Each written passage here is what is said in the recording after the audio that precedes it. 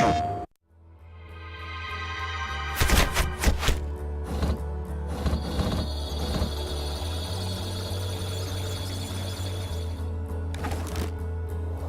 wanted to have a big world for Watch Dogs, and it is. I mean, you can drive a very fast vehicle and cross the city, and we wanted to keep all the details and all the density of the city as you crossed it, and at 200 miles an hour. But more importantly, we wanted to have a deep city. We wanted depth. We wanted a lot of density.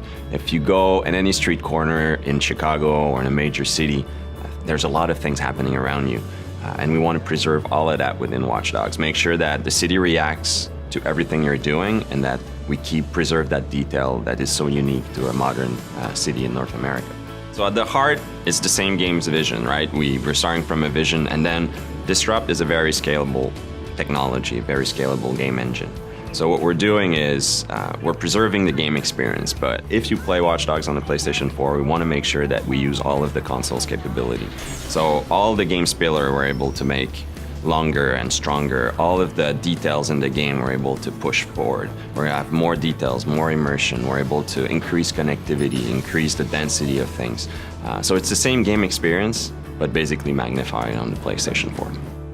It's not just the capacity of new machinery, it's also the capacity of players to create, to interact, to socialize. So when we started to talk about Watch Dogs to Sony, they got it immediately.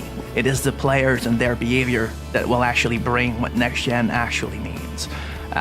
We're starting to make a machine that has to acknowledge how our society work, how our people interact with each other, how they play with each other. One of the things that we realized when we look at the PlayStation 4 is I think a lot of the things driving decisions for Sony were in line with some of the decisions that we were taking on Watch Dogs. I mean, Watch Dogs, one of our core pillars is connectivity. The first layer of it is the main character can connect to his whole environment. He can control the city, hack into any computer. But the game itself, we're applying it to the game. So the game is connected in many ways. So we want the player to be able to connect to Watch Dogs even through his mobile, be able to play directly with people who are on their console, who are on their PlayStation 4, even if he's on the bus.